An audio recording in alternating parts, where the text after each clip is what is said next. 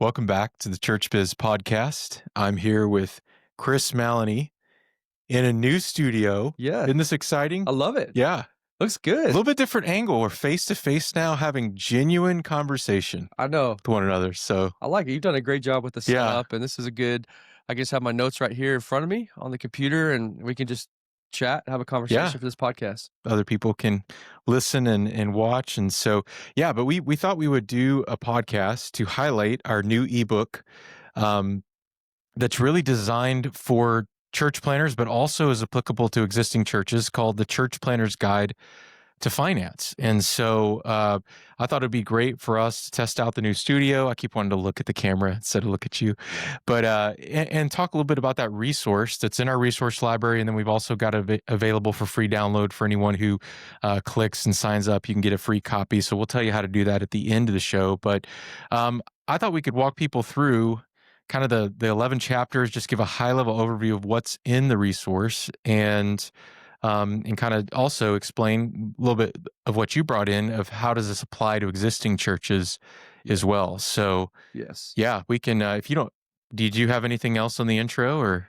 Not really. I don't know if this will be the shortest podcast we've ever done or the longest one we've ever done. Sometimes I get going, but try to hit it at a high level. We're not going to just give you all the content out of the ebook. We want you to go and grab the ebook, but hopefully just give you enough of a taste of what's in there. So you want to go get the ebook. And as you mentioned, both where it's applicable, things you should think about in the church plant phase and the established church phase. So that can be defined many ways. We loosely think of church plants in your first 3 years of existence, where you're hopefully becoming self-sustaining, is one definition we can use of that, if that's even a helpful framework as we walk through this. Yeah.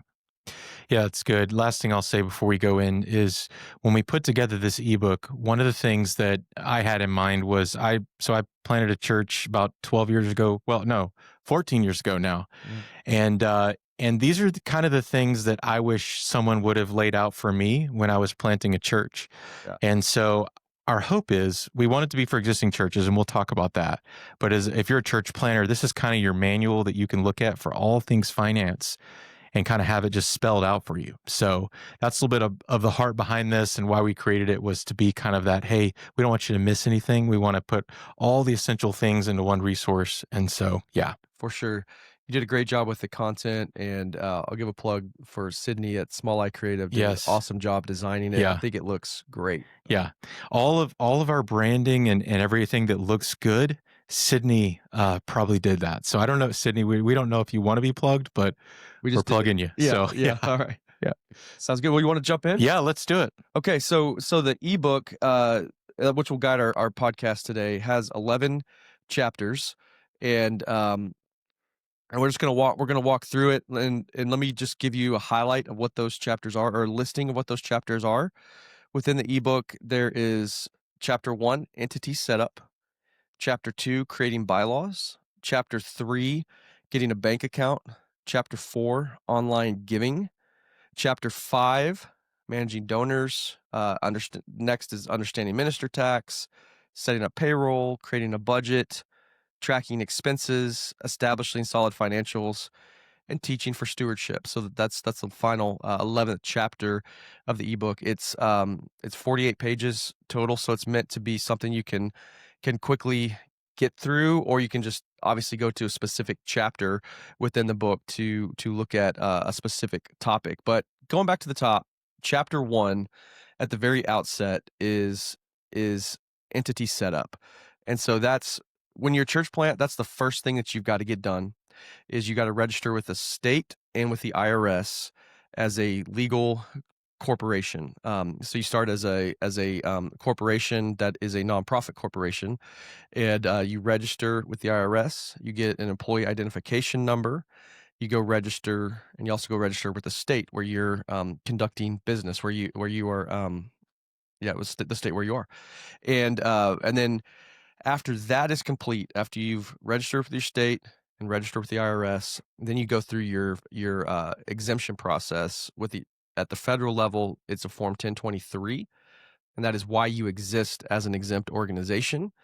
And then you get that process. You work through all the paperwork, submit to the IRS, 6 months, 8 months, maybe a year later, you're gonna get that letter back saying, "Yes, you are approved as an exempt organization." Mm. Now, churches are automatically granted exemption, but we recommend going ahead and filing that paperwork, whether you're applying for financing down the road, if you work with donor advised funds, oftentimes they're going to want to see your exempt paperwork. There's several reasons why you're going to want to do that.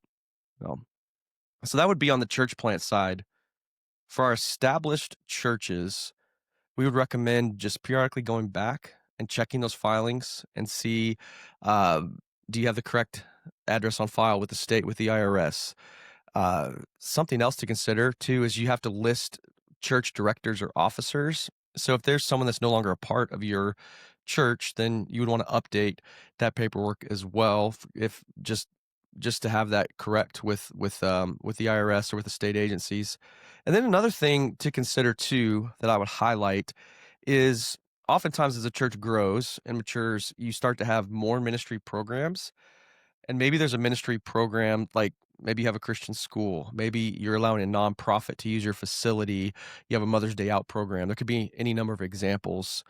Does this align with the mission and vision of the church, or does it need to become its own legal entity with its own bank account, with its own separate set of books? So you just want to be careful about that to make sure that everything that's underneath that umbrella of your exemption is aligned with the church's mission. And there are cases where you need to go and actually set up a separate entity that you're allowing to use the church's facilities. Hmm. That's good. That's good. So if a church, if they're automatically exempt, you're saying they're automatically exempt federally. Yes. That's not necessarily their state Yes. status. That's a good distinction. Yes. But you're recommending that they go ahead and file that, the paperwork, because there could be certain donations they receive that helps them with. And then it just kind of, does it also help when you file with the state to have already filed with the IRS? Oftentimes it does. Okay. Yeah. And it's some lenders want it for financing. There are the donor advised funds where an individual gives to a fund and then that fund disperses to the church. So so in that situation, sometimes those funds are going to want to see your exempt paperwork.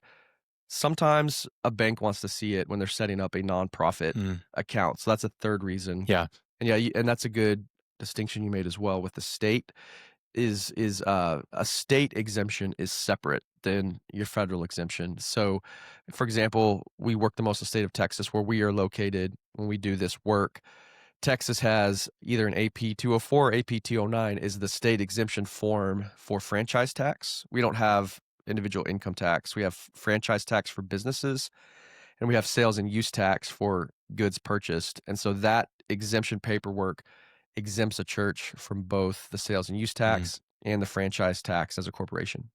And that's the form that they would get a number from the state, like here in Texas. They would have that form, and let's say they go buy kids supplies at Sam's, they can take that, show them that they're exempt from having to pay sales tax on different purchases and things like that. So that's a immediate benefit of that, correct? That's correct. You'll get a Yeah. letter again here in Texas. It's within the site. It's on the state comptroller site that you are an exempt organization, and it'll show the letter granting that exemption. And then you provide a sales tax certificate, exemption certificate to a vendor when they request that, so you can have so you don't have to pay sales tax on purchases. Okay. Yeah, that's Yeah. good. That's So good. there's chapter 1. Yeah. All right, chapter 2, creating bylaws. I'll have to watch myself so we don't have a 2-hour podcast. Yeah, we don't covered all this. We don't want to give it all away. We want you to go, Exactly. go read we aren't giving the book away, but For sure, yeah. But for creating bylaws at a high level, it's something you need to do. It's part of being able to set up a bank account. So as a church planner, the action step is to know to create your bylaws. That's 99 times out of 100, you're going to have your bylaws to set up a bank account. And then there's steps you can take that we outline in the book, as well as templates we can provide to you if you need a good starting place for creating bylaws. yeah. Yeah, that's good. With established churches, what we would recommend is that you have a process in place to review your bylaws every 3 or 4 years. There's big and important topics that you're covering in your bylaws related to church governance, church policy, employment policies. Usually, a lot of times there's statements of faith.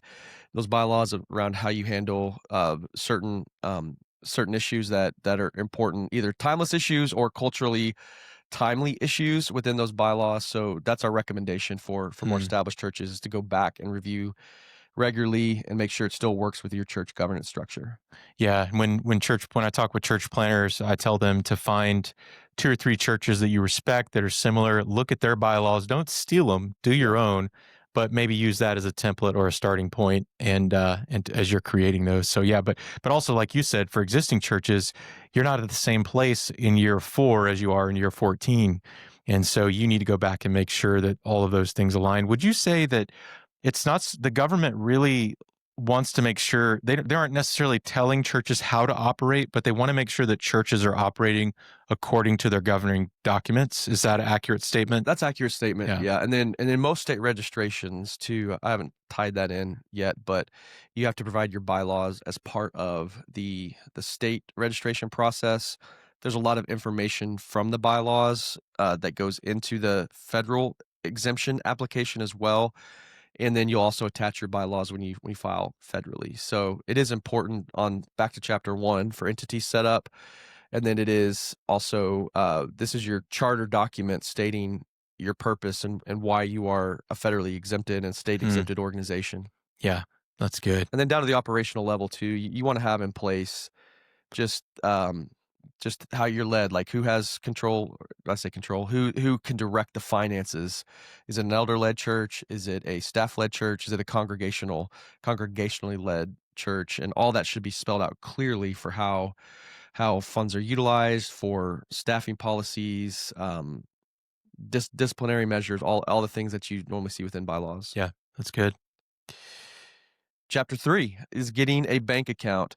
So, hopefully that's fairly self-explanatory on why you need a bank account, but, uh, what we've outlined that's important for church plants is to get one set up as soon as possible. Maybe your church you're setting out to plant a church and you're funded through an outside organization where you're fundraising and people can donate directly to that. The sooner you can get that set up under your own church, under that specific legal entity, the better. Yeah, and we'll kind of walk you through within the book things you need and things to consider when setting up a bank account. Do you want to go to a local bank where you have more customer service, maybe someone you know? Do you want to go to a big national bank where perhaps has better technology and security and works better with third-party applications? So things to keep consideration both sides of that coin. And then as an established church, look at, is your current banking setup right for you? Do you have the right users with access to the account? Someone's not a part of your church. Have you removed their bank access? Or does everyone who needs access have access? And again, how well does it integrate with third party applications? And do you have the right amount of cash reserves set aside in an interest bearing account? And so we'll talk through at we're about to give a lot of the same content at a conference breakout next week. And so one of the things we'll talk about often is recommendations for contingency funds to whoever's in the room. If you're a startup church, you're probably going to want more like 6 months if you can. If you're a more established church, 3 months will probably give you enough runway for big changes so that you don't run out of cash. But on the banking side, as an established church, just for the money you have set aside for contingency, we'd recommend that you earn interest on it and just be a good steward in that way. Yeah, that's good.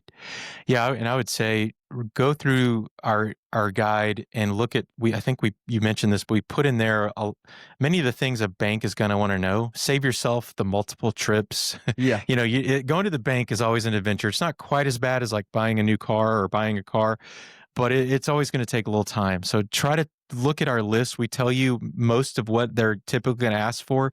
You might even call ahead and confirm with that specific bank what they're going to need.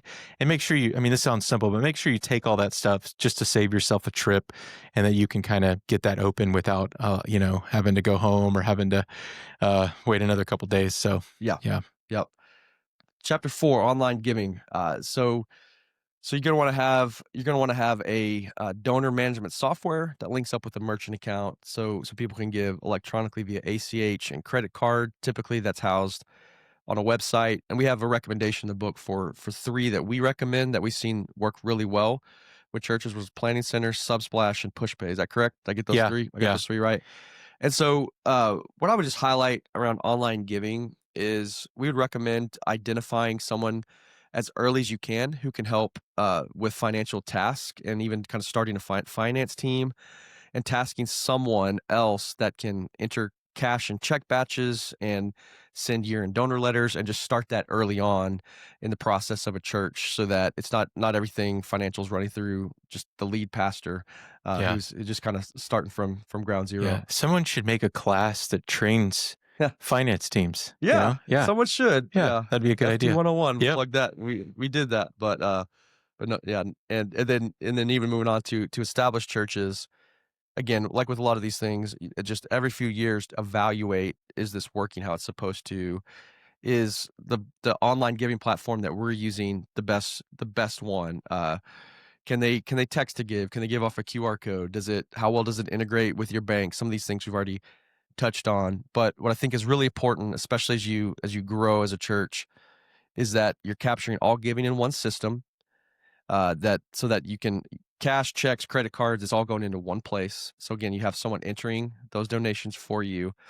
And then you have the right, what we call internal controls, is that you have two people counting the offerings, what we'd recommend. So you have two people looking at it, and then you have someone else that takes that deposit to the bank, and then you have someone else that reconciles the bank accounts so that you have multiple people in that process just for accountability, transparency, and just to protect the organization. Yeah. That's good. Okay. Chapter 5 is really just kind of is highly related to chapter 4, and this is managing donors. And so just want to think through a process for how you're going to give statements to donors each year. Do you have an efficient process in place? Are you having to mail all of these and put stamps on them? Are you capturing emails so you can email that out? And then within the ebook, we actually provide links to those three vendors we recommended: Planning Center, PushPay, Splash, and their guides to entering batches into their system. And then and just encourage you to think through the year-end giving statement process. Yeah, that's a really important thing to think through too when you're selecting a donor management software is you want to see what is its donor management system like. That's why I personally love PCO. We don't have any agreements or any deals Yeah. with any of these, but I love PCO because it gives you at the end of the year, if you've been entering those deposits, which we call batch entries, into the system, those offline checks that are given,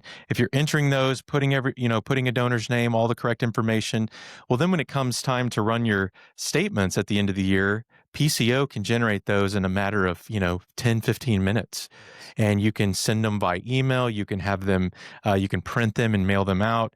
It's through a secure link, so that data is private. And so you want to make sure that your donor system, backing up to the prior one, or your online giving system is going to have a good donor management system, and don't get behind putting those batches in. Make sure that that's happening so you don't get to the end of the year and have a backlog or people calling you saying, hey, why wouldn't my check showing on my donor statement or whatever it is. So Yeah. And yeah. even if you have an outside bookkeeper, it's helpful if they can go get it in one system. Outside of Yeah. even just the donor letters of like having to send emails of, oh, this deposit was for this thing, which ties into another good point of it's helpful if the system that you use, and Planning Center does this well, uh, gives you a place to record deductible and non-deductible gifts. So again, go donor advised fund. The individual gets a tax donation when they give it to the fund, not when the fund gives it to Yeah. the nonprofit. So they have a space you can actually mark for a donor advised fund, or there's other non-deductible gifts like if you register for an event, it's not a charitable donation. Yeah. Those kind of things. So Yeah. that's another distinction there with managing donors. Chapter 6 could be its own podcast, could be several podcasts. That's understanding minister tax. This is a biggie. So at a high level, the IRS defines what they deem to be a minister. And so you have to be one that is performing like sacramental duties, the main reason that the church exists, like preaching, administering communion. They actually use the term sacramental duties is how they define it. And so from there you have questions of, well, is this person in the church doing that or not, where they're deemed minister or minister status? But if you believe that you fit within that IRS definition to qualify as a minister, then you actually have a dual status where you're an employee of the church for federal income tax and you're self-employed for Social Security and Medicare. And so we walk through in the book just different things to think about, just different best practices around minister taxation, around housing allowance, and a couple things I would highlight is first of all, uh, as a specific to church plants or anyone starting out in ministry, for the first 2 years that you are a licensed minister, you can actually opt out of Social Security and Medicare.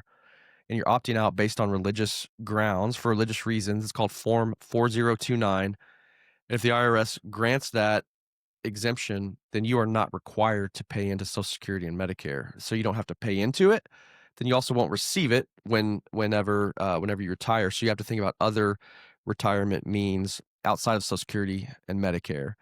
So what we recommend is that churches would provide what we call a SECA allowance or a SECA bonus. That goes back to this dual status thing. And it's a little weird. It can be complex, but the minister is considered self-employed only for Social Security and Medicare.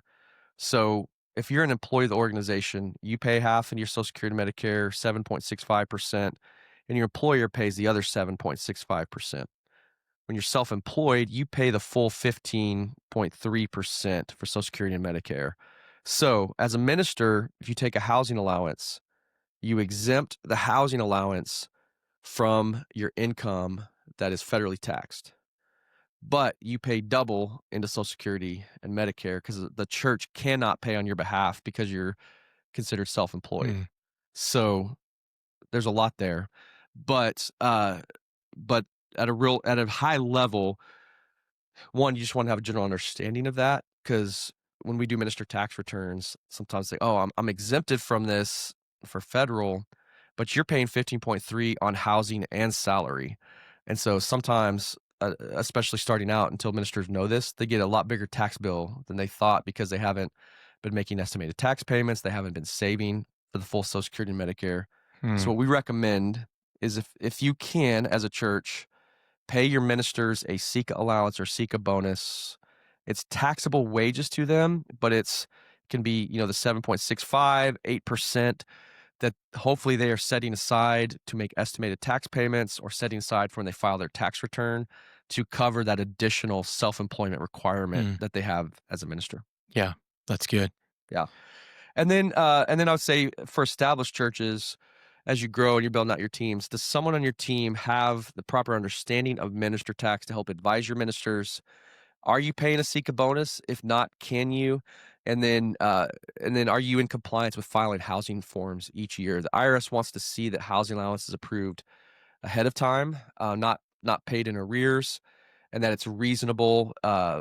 Housing allowance is either based on your actual housing expenses or the fair market value of your house or your rental. Church Biz, we can advise on minister tax. We can do minister tax returns. Part of our standard services is housing allowance forms every year where actually get at the ministers to request that again based on their actual expenses and then get approval from the board, from elders or staff Mm. that's over compensation. So you're in compliance when you get Yeah. those forms done. Yeah, that's good. We have a worksheet too that we will give out to ministers so they can walk through all the expenses that they can include on their housing allowance and kind of add that up. And then the big thing, correct me if I'm wrong, but the big thing they need to know is anything, it needs to be a qualified housing expense. And then they need to, if audited, be able to back that up with reasonable data that Correct. was actually spent on housing. So you can't just kind of pick a number and go with it. You got to be able to back it up Yeah. if you were ever audited. No, that's exactly right. What the IRS will allow if you come under audit or examination for that is they will allow you to exempt from taxes the lesser of what you took for housing allowance, your actual expenses, or fair market value. Now, fair market value is an interesting one. There's never been a tax court case where this has come up and tested, and really any legal rulings on this. But the principle is just make your allowance what you're actually spending on your Hmm. house or your rental, and then you're safe. Yeah. So if you're spending $4,000 a month on mortgage and utilities or whatever the number is, but you're taking a $200,000 housing allowance, then you're exempting way too much for your federal income tax, and you would actually have to reclaim that income on and redo your tax returns and pay penalties and interest for Mm, whatever years you took too much housing yeah, allowance. that doesn't sound fun. No. All right, chapter 7, setting up payroll. Keep moving here. So payroll's obviously a biggie. In the book, it details all the steps to think through. It's a great resource. Recommend anyone listen to this, read through that chapter to to think through how you have set up your payroll for your church. The thing that I would emphasize here is make sure you have a trustworthy payroll system. We use QuickBooks Online for our payroll. We've also worked with churches that use Gusto, that use ADP. There's a couple others that are escaping my mind right now. But just make sure you have a reliable and efficient payroll software, and think through the security of how you're transmitting that info to payroll provider. We have secure ways that we do that through digital forms, through encrypted shared files, and actually we'll tease out at the end a new way that we're about to start doing that. That's even, yeah, that provides great security. But just make sure that we've seen too many fraud cases where somebody gets a hold of someone's email and they request bank information, payroll forms, and then you're dealing with Yeah. payroll fraud. Yeah, please, my one please, please don't send direct deposit info or socials over email. Yep. It's email's the least secure way you can send something digitally. We've uploaded it to Dropbox links that are secure. We have forms where we don't have to transfer that sensitive data, just the critical data, and then we'll do the sensitive stuff through actually a QuickBook Yeah. portal that we use. And we're looking at ways, like Chris said, to have even more security, because that's an increasing risk, is Yeah. your data security. So, For sure. yeah. Quick note on that. One thing we've done, even with our digital forms, that information isn't coming back through that form. And part of the reason we've stayed with QuickBooks for as long as we have is actually we do the self setup where we get the basic info, name, email address, and then send back to them. They have to go put inside the QuickBooks portal their tax withholdings, their direct deposit, all of that. So it's not Yeah. transmitted via email. Yeah. Yep. All right, chapter 8, creating a budget. Man, here's another biggie that could be its own podcast, and it was its own section of FT 101, Yeah. our financial training class. But what I'd highlight here is the big takeaway around budgeting is you want to make sure that you define your mission and vision and then build your budget to that, rather than the administrative side of the budgeting process, or this is how we've always done it, then limits what you do in budget, and you're not actually allocating the resources you could to your priorities as a church and as a ministry. So, starting out, church plant, we recommend have a budget from the outset. When you're like, I have no idea how to start with a budget, work with us, or someone who can give you a template, can give you guidance on creating your first budget. And one of the things you can think about in that is benchmarking. I think that's huge. Of what percent of your budget are you allocating to facilities, staffing dollars, ministry program? How quickly can you build a contingency fund? How are you communicating your budget to your congregation? There's a ton to think about, but if you just think at real high level, like depending on your facility situation, what part of the country you're in, maybe you can give from the outset a third to facilities, a third to staffing, a third to ministry operations, or maybe you need to go 50 to 65% on staffing at the start, but you can set those benchmarks of here's the target, we want to stay in these key areas so that we're actually funding the mission of the church. Hmm. And then as you moved into as an established church, we recommend that you work to build a finance team. We have one of the other forms we have is a finance team charter that outlines roles and expectations of the members of that team. And so as an example, there's several roles within finance teams that if you have several that can serve in that capacity, we would recommend always having someone outside the staff or main pastor that's looking at compensation and helping review and approve compensation, for accountability, for transparency. Someone that's looking at your donors, who in the church do you want to have access to see giving records? The reason that's important is if you have a lot of your giving is concentrated in a small amount of donors, someone needs to be aware. And if that's going to change, that greatly impacts your budget and your ability to do ministry. So someone that's just looking and understanding your donor makeup, giving trends so you can budget properly out future months and years. And then last, it's just someone that's reviewing operations and expenditures, just set of eyes and controls on that your spending is in line with what you want it to be within your budget, and that it's also spending that the organization should be paying for. There's a long list of examples of that, but there are certain things that actually should qualify as a fringe benefit of something that you get that's outside of the church's purpose that you're just given as a benefit to an employee. They need to claim that as Mm. taxable wages. So these are all the examples of things you'd want your finance team to be cued in on. Yeah, and I would just add to that as a former church planner, obviously in the very early days, you have to do a lot of it. And a lot of Yeah. the income is for your personal support to do that ministry. But as soon as you can, establish a finance team, even if you don't have people yet, an outside board that can be looking into these things.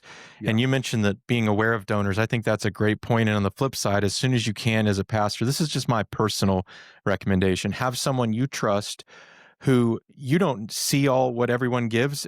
There needs to be a point where you don't when you're outside of support raising and you've got that team, but someone who can be aware of that and communicate to you, not details, but hey, we're going to, thank these donors or just be aware of these donors as we're planning, like Yeah. you said. But sometimes the pastoral staff, it's good if they don't know, that it just makes it easier not to show favoritism, not to, drift towards one way or the other, but to let a finance team and other people kind of handle that for you. Yeah, no doubt. And I led finance team for a period. I've led finance teams a couple different churches, but at the last time I did that, what what we set up was financial health metrics.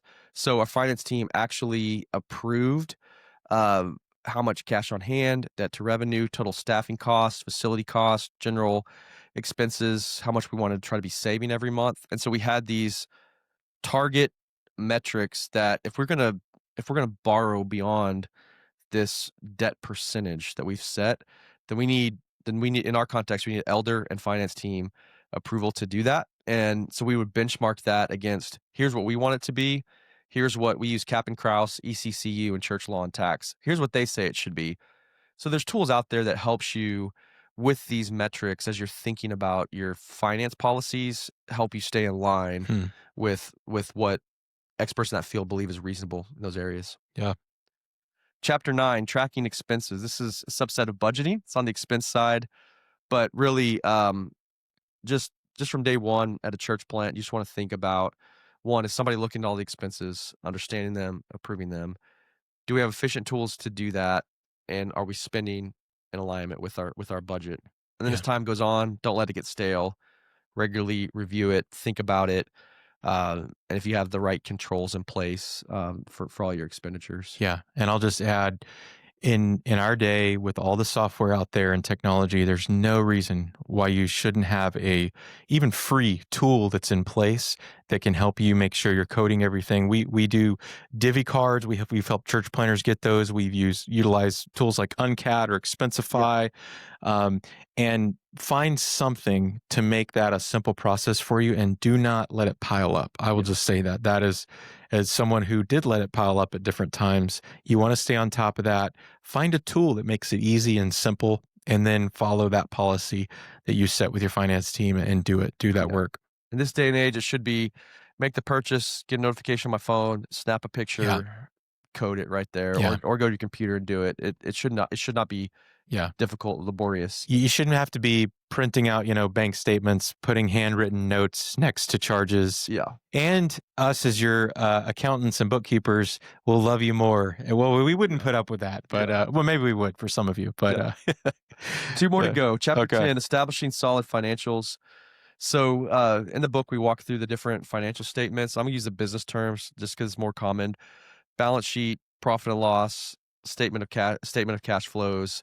The two most popular are balance sheet and profit and loss. If you have a good understanding of those, then you can make decisions for the church that are effective. So, as you grow from church plant to established church, you're most likely going to add more reports instead of maybe just one budget to actual report. You're probably going to have ministry department specifics that you want those ministry leaders just to see their ministry report on a budget to actual. So as you're thinking about it, when you're looking at your balance sheet, You're trying to understand, do I have enough cash on hand to fund the ministry? What are my debt obligations, and what are my designated funds, the things we're designated outside of the general fund, missions, building, other, gosh, there's so many examples you can use on that. But if you have special designations, you need to track those and report those on your balance sheet. And then profit and loss, really think of, we talked about this in our class, you could, but it's really a mirror. It shows you what really is. Budget says what we believe and what we want it to be.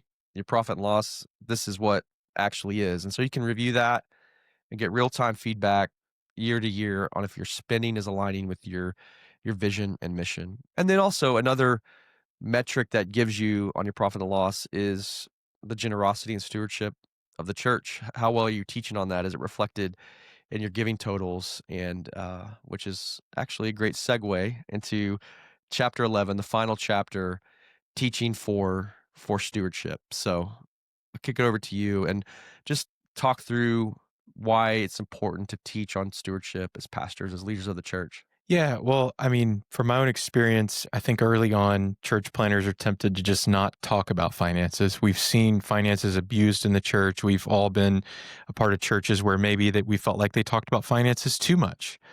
And our encouragement is to develop your biblical convictions about financial stewardship and then teach those often, make it a part of your core values. We believe that the Bible teaches that giving is an act of worship, and so it should be a part of our liturgy, a part of our services, our worship order. And then we want to constantly be teaching around it. I didn't do a good job of that in the first 5-6 years of our church plant. We taught on it maybe like once every 5 years. It's probably a yearly topic that we're going to talk about. Because there is so much poor teaching on it, we need to reteach a biblical view of God-honoring stewardship. And the Bible gives us such good handles for understanding giving. I won't go into all that, but I would just encourage you, have your convictions, make it a part of your liturgy and worship. Explain it every week in a simple, short, concise way that can train your church and people, and then spend time, whether that's in a class or in a sermon, teaching on God-honoring stewardship. And what's cool is that as you start to teach people to practice that individually, and you're practicing that as a church, it just creates a great trust financially that is often lacking in many ministries and churches today. So there's my little spiel. Well, I love the phrase we've been using, God honoring Yeah. stewardship, because it rightly orders our giving as an act of worship. And what we highlighted in the book is we want our churches, the members of our churches, to give in a God honoring way, to give cheerfully, and to give with the right motives. Yeah. And we'll say all the time, God does not need our money. It's a discipleship tool, and it's how He's chosen to fund the mission and work of His church. And so it's a stewardship issue, it's an obedience issue, it's a trust issue, trusting in God's providence. And so say all the time, like, yes, we got to keep the lights on, but also this is for our discipleship, our Yeah. stewardship, our sanctification, that we trust God. Just like Sabbath, of we're going to give God one day a week where we rest and trust in Him. We're going to give God a portion of our finances to fund His work through Yeah. the local church. Yeah, So, that's good. man, we got through 11 Yeah. chapters. We didn't give away the whole book, so they can still go download the ebook for free Yeah. on our website, or if you're a Church Biz client already, you can get it in the resource library. Yeah. So if you've signed up for that, which by the way, can I plug, just remind people, if you have not claimed your free Church Biz financial training subscription user, we're giving every existing client, if you've been with us this past year, we're giving you a free lifetime user access, which includes our Finance Team 101 course. It includes a financial resource library with templates and downloads for you, some articles that we have in there. And then it also includes a video library where you can search by topic and see, maybe you don't want to go through the whole FT 101 course. Well, we've broken out those videos in very specific topics labeled so you can go and watch what you need. And we're adding to that and hoping to grow that over the next few years. And so we'd love to also have your feedback, but go sign up for that, claim that. We told you August 31st, but we're really generous.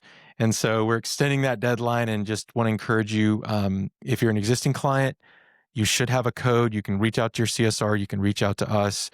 We'll give you a code. You can sign up, get a free lifetime. We're never going to charge you again for that user Yeah. account. Yeah. We've had great signups. It's been awesome. We want to continue to spread the word to get that being utilized more and more because we've invested time and resources. You've done a great job with it, Josh. We're gonna talk. You'll see on if you go to is it churchbiz.com/training. These are the kind of things I should have looked up before we did this. I should know that. It's easy to find on our website. If you go to under resources, it's under resources, and it's like the first tab under resources on our website. And I can link it to this podcast. I can put it in the notes. So you can go find it on our website. You can see everything that comes along with it. There's an online community that we're starting up, working to build, quarterly Zoom calls with our leadership team, and then all the videos, training resources. We have one course done, Finance Training 101.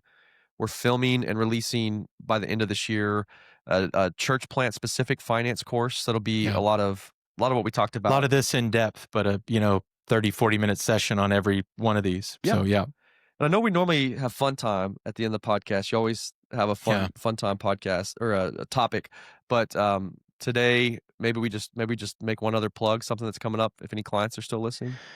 Yeah, well, I think it's fun and exciting for us. It's fun time. It's a fun thing. It's a fun thing, but it's not a personal fun time. But do you want to share, or do you want me to share? Well, you share. Okay. Yeah.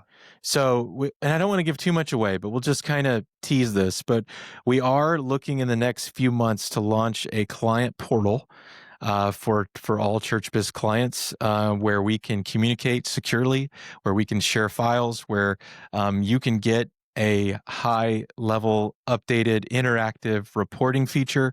And there's many other features that I'm not even talking about right now. We can have conversations back and forth all behind this one portal. And so we're working on rolling this out in the next couple months. And if you're just itching to have something like that, reach out. You could be whatever, what do they call them? Like beta testers or early adopters. And, but yeah, we're really excited about it. We think it's going to be a huge benefit to our team, to our clients. It's going to make, all of the processes we do just run even smoother for you. So, yeah, I'm really excited about it. I'd quickly highlight two things too. Is there's a dashboard, and you were touching on some of this, but we've heard regularly, hey, I'm a pastor, I don't understand how to read financials. So don't go back and read that chapter in eBook and learn how to do it.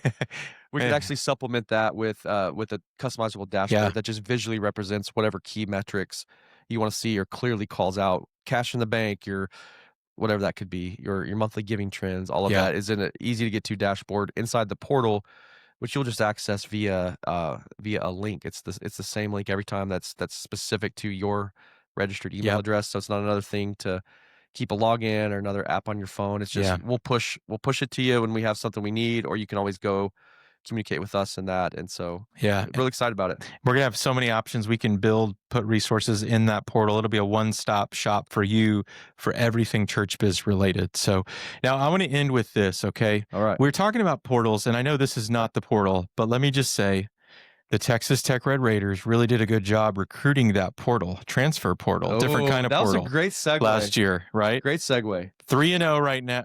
Wait, no, 4-0. 4-0 right now. Just beat Utah. I don't know where I'm going with this, other than I wanted to say we were we were the transfer portal champions. ChurchBiz is launching the camera for the side portal. Picking up that Texas Tech there you go. There you go. That's half my wardrobe, so I gotta. Well, but Texas Tech football is off to a great start. What are they ranked? Top 20? We're number 12. Number 12. Up to number 12. Up to number 12. Wow. So I can't talk too much right now. My Longhorns, Texas Longhorns, had a rough start. I think we started number 1 and we dropped to 10 or 11. We're right there. Yeah. I think Tech may have even surpassed us. I think it all rides on, can Arch turn it on? Can he find it again? And if he does, Texas is going to be dangerous. If he doesn't, probably a 3-loss season you're looking at. So 3 or 4. I do respect the investment that Tech has made to their football program. Yeah. I'm hoping it pays dividends because they spend a lot of money. Yeah. They spend a lot of money to go get players this year. Yeah. So. We see where their values are at, but no, that's good fun. It's fun office banter around here in our office and with our team. But I'm still cheering for the Longhorns. Yeah. Recum Tech.